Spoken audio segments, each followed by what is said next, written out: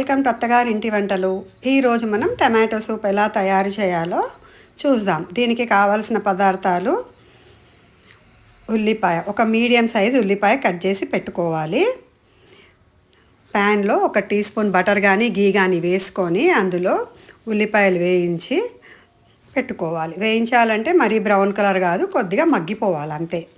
దీంట్లో నేను 10 టమాటాలు కట్ చేసి పెట్టుకున్నాను. మీడియం సైజ్ టమాటోస్ 10 ఇలా పీసెస్ కట్ చేసుకొని ఇందులో వేసుకోవాలి. ఇందులో వేసుకున్న తర్వాత మనము మిరియాలు 20 మిరియాలు వేస్తున్నాను. 10 టమాటాలు తీసుకున్నాను కదా, 20 మిరియాలు వేస్తున్నాను. ఒక ఎల్లిపాయ, కొంచెం పావు టీ స్పూన్ కంటే కూడా తక్కువ కారం పొడి, ఎందుకంటే మిరియాలు వేసాం కదా అదే ఘాటుగా వస్తుంది. ఇవన్నీ ఇలా గట్టిగా దగ్గరికి మరీ నీరు లేకుండా మొత్తం మగ్గించేసుకోవాలి. ఒక ఎల్లిపాయ వేసానని పెద్దది, అది పెద్దది లేకపోతే చిన్నవైనా ఒక 2-3 వేసుకోండి. ఇవన్నీ మిక్సీ జార్లో వేసుకొని మెత్తగా జ్యూస్ లాగా గ్రైండ్ చేసుకోవాలి. నీళ్ళు వేయకుండానే గ్రైండ్ చేసుకోవాలి.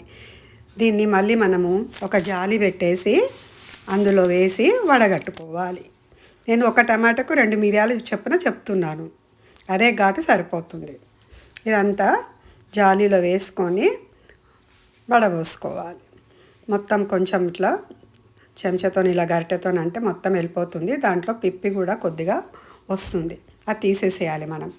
ఇందులో నేను 4 స్పూన్స్ షుగర్ వేస్తున్నాను. మీకు తీపి కావాలనుకుంటే ఇంకా కొంచెం ఎక్కువ కూడా వేసుకోవచ్చును.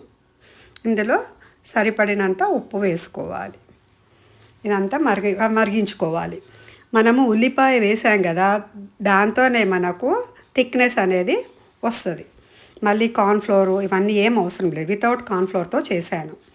ఇది చాలా టేస్టీగా ఉంటుంది, ట్రై చేసి చూడండి. మనం ఒక బౌల్లో వేసుకున్న తర్వాత పైనుంచి 1 టీ స్పూన్ అంతా క్రీమ్ వేసుకోవాలి. ట్రై చేసి చూడండి. Thank you.